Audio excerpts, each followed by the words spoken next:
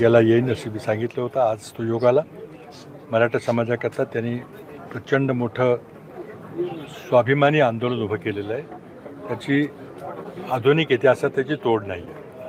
मी या निमित्तानं त्यांना सदिच्छा दिल्या, त्यांची तब्येतीची काळजी घेण्याबद्दल विनंती केली आणि बाकी त्यांचा जो काही निर्णय घेतील ते तुम्हाला ते सांगतील. सर, मला काय सांगाल, तुम्ही पहिल्यांदा तुम्ही मुख्यमंत्री असताना पहिल्यांदा मराठा समाजाला आणि मुस्लिम समाजाला आरक्षण दिलं होतं.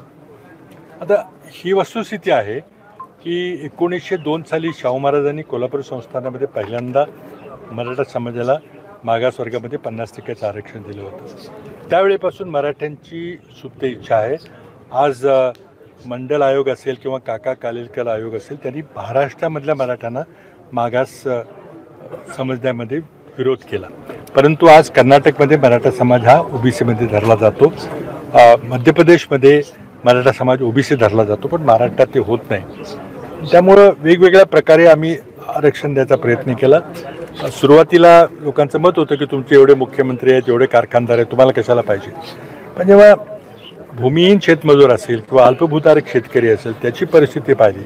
आज शिक्षणाच्या खाजगीकरणामुळे शिक्षण घेणं अशक्य झालेलं आहे आणि त्यामुळं मग लोकांना एक आशेचा किरण वाटतो की बाबा आपण सरकारी नोकरीमध्ये जर आरक्षण आपल्याला मिळालं तर आपल्याला सरकारी नोकरी मिळेल. पण तो महत्त्वाचा निर्णय सरकारला घ्यावा लागेल आणि हा सगळा विचार करून मी मुख्यमंत्री असताना 2010 ते 2014च्या कालखंडामध्ये आम्ही जी तांत्रिक अडचण होती त्या अडचणीवर मार्ग काढून आम्ही जुलै 2014मध्ये मराठा समाजाला 16% आरक्षण दिलं होतं. एबीपी माझा, उघडा डोळे बघा नीट.